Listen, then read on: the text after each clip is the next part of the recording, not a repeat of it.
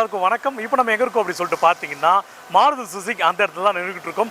Ganesh cars India's number 1 ஷோரூமான Ganesh cars அந்த இடத்துல நம்ம நின்றுக்கிட்டு இருக்கோம். இந்த இடத்துல என்ன அப்படின்னு சொல்லிட்டு பார்த்தீங்கன்னா 4th ஜென்ரேஷன் கார் இன்னைக்கு வந்து பார்த்தீங்கன்னா லான்ச் பண்ண போகிறாங்க. இருக்கக்கூடிய வாடிக்கையாளர்களெல்லாம் வர வச்சு அவங்க முன்னிலையில் வந்து பார்த்தீங்கன்னா ஒரு சூப்பரான லான்ச்சிங் ஒரு ஃபங்க்ஷன் நடக்க போகுது. அதுக்கு தான் எங்களை இன்வைட் பண்ணியிருக்காங்க. ஸோ நாங்கள் வந்திருக்கோம். ஸோ சூப்பரான ஒரு 4th ஜென்ரேஷன் ஸ்விஃப்ட் கார் இந்த இடத்துல லான்ச் பண்ண போகிறாங்க. இன்னும் சற்று நேரத்தில் அந்த ஒரு ஃபங்க்ஷனை தான் இந்த எபிசோட் ஃபுல்லாக பார்க்க போகிறீங்க. வாங்க. இந்தியாவின் நம்பர் 1 கார் ஷோரூமான கணேஷ் கார்ஸ் அந்த இடத்துல நம்ம நின்றுட்டு இருக்கோம். வணக்கம். வணக்கம் சார். இன்னைக்கு வந்து 4th ஜெனரேஷன் கார் வந்து லான்ச் பண்ண போறாங்க. ஸோ 1 2 3 4 இதை பத்தி அப்படியே எக்ஸ்பிளைன் பண்ணுங்களேன். ஓகே. ஃபர்ஸ்ட் ஜெனரேஷன் ஷிஃப்ட் பாத்தீங்கன்னா 2005ல லான்ச் ஆச்சு. அது இதுதானா? ஆமா சார். இது வந்து ஷிஃப்ட்டோட மைல்ஸ்டோன் மாதிரி சொல்லுவாங்க சார். மாருதியோட மைல்ஸ்டோன் கார்னு. ஆல்மோஸ்ட் இது இப்போ ஒரு 30 lakhs கஸ்டமர்ஸ் மேல இது நம்ம யூஸ் பண்ணிட்டு இருக்கோம். 30 lakhs கஸ்டமருக்கு மேல இருக்காங்க. ஆமா ஆமா. ஓகே. இது வந்து இப்போ 4th ஜெனரேஷன். அது once every 5 to 6 years once upgrade பண்ணிட்டு இருக்காங்க. எதனால பார்த்தா இது ஒரு ஸ்போர்ட்டி லுக் கார்ன்றதுனால அப்கிரேட் ஆயிட்டே இருக்காங்க. ஃபர்ஸ்ட் பாத்தீங்கன்னா 2005 ஃபர்ஸ்ட் ஜென்னு சொல்லுவாங்க சார். இது ஃபர்ஸ்ட் ஜெனரேஷன் 2005ல வரக்கூடிய இது வந்து ஃபர்ஸ்ட் ஜெனரேஷன். ஆமா சார். ஆமா. ஓகே. அடுத்து second generation car Swift Karnaugh இது வந்து 2010ல வந்தது. ஆமா ஆமா. இத பத்தி சொல்லுங்க. இது பாத்தீங்கன்னா ஃபர்ஸ்ட் ஜெனரேஷன் ஷிஃப்ட் வந்து ரொம்ப ஹிட் ஆனதுனால ஸ்போர்ட்டி லுக்ல நிறைய கஸ்டமர்ஸ் அரௌண்ட் 20 to 35 ஏஜ் லிமிட்ல இருக்க கஸ்டமர்ஸ்க்கு ரொம்ப ஃபீட்பேக்ஸ் இது ரொம்ப நல்லா கிடைச்சதுனால இதுக்கு வண்டியோட பர்ஃபார்மன்ஸ் எல்லாமே சூப்பராக இருக்கிறதுனால செகண்ட் ஜென்ரேஷனாக அப்கிரேட் பண்ணாங்க. இது வந்து 2010ல நடந்துச்சு. ஸோ 2010ல வந்து இந்த ஸ்விஃப்ட் வந்து பார்த்தீங்கன்னா செகண்ட் ஜென்ரேஷன்.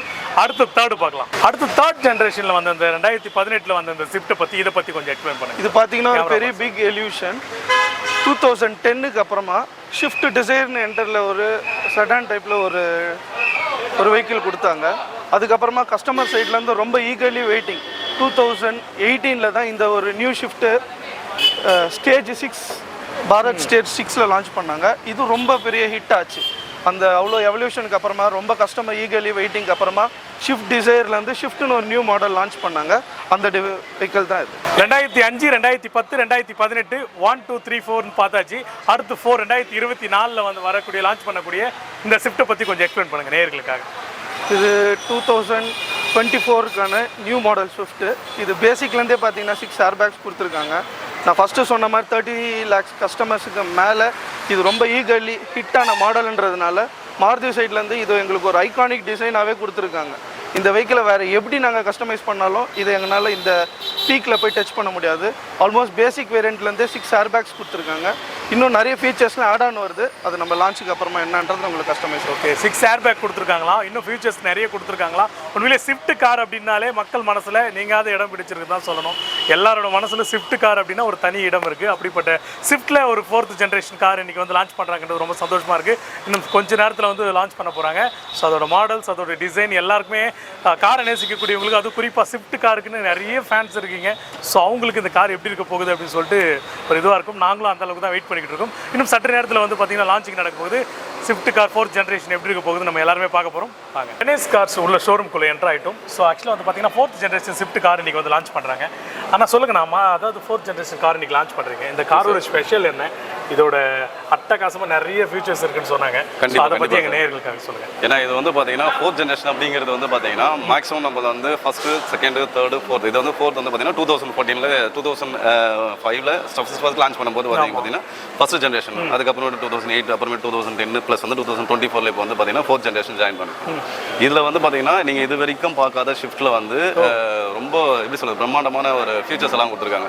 இதில் வந்து பார்த்தீங்கன்னா இனிஷியல் ஸ்டேஜ் அதாவது என்ட்ரி லெவல்லே வந்து பார்த்தீங்கன்னா 6 ஏர்பேக்ஸ் வரைக்கும் கொடுத்துருக்காங்க. ஸோ இது மேஜராக இதுக்கு முன்னாடி நமக்கு அந்த மாதிரி கிடையாது. அதுவும் இல்லாமல் வந்து பார்த்தீங்கன்னா உங்களுக்கு டாப் எண்ட்ல டியூவல் டோனில் அட்வான்ஸான ஃபீச்சர்ஸ் ப்ளஸ் வந்து கலர்ஸ் எல்லாம் நிறைய கொடுத்துருக்காங்க. ஸோ அதுவும் இல்லாமல் இதுலேயே உங்களுக்கு வந்து பார்த்தீங்கன்னா உங்களுக்கு ஆஸ் யூட்டில் உங்களுக்கு வந்து பார்த்தீங்கன்னா 11 அதாவது ஆக்சுவலாக வந்து ஒயிட் நமக்கு நார்மலாக கொடுத்துருக்காங்க. அதே மாதிரி ப்ளூ கலர்ஸ் கொடுத்துருக்காங்க. ப்ளூ வந்து பார்த்தீங்கன்னா உங்களுக்கு லேவண்டர் ப்ளூ அப்படின்னு சொல்லுவாங்க.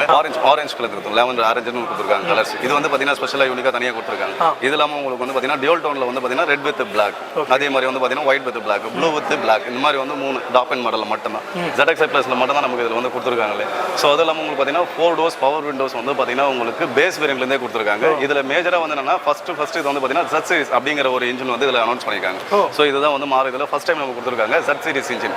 ஸோ இதனுடைய பர்ஃபார்மன்ஸ் எப்படின்னு பார்த்தீங்கன்னா உங்களுக்கு வந்து மைலேஜ் வந்து 20 25.72 வரைக்கும் மைலேஜ் கொடுக்கும் நமக்கு. 25.72 வரைக்கும் மைலேஜ் நமக்கு கிடைக்குது. அதுவும் இல்லாமல் வந்து பார்த்தீங்கன்னா வித்தோட ஸ்பேசஸ் வந்து இன்க்ரீஸ் பண்ணிக்காங்க. பிகாஸ் வந்து பார்த்தீங்கன்னா லெக் ரூம் ஸ்பேசஸ் வந்து அதிகமாக நமக்கு கிடைக்கும் அப்படிங்கிறதுனால.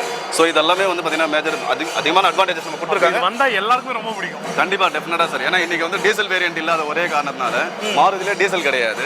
பட் நமக்கு என்னன்னா டீசலுக்கு ஈக்குவலைண்டாக நமக்கு மைலேஜ் கொடுக்குற அப்படியே ஒரே ஒரு வெஹிக்கிள் அப்படின்னா நமக்கு இப்போ ஷிஃப்ட் வந்து பார்த்தீங்கன்னா டெஃபினட்டாக 25.72 வரைக்கும் மைலேஜ் கொடுக்குறாங்க.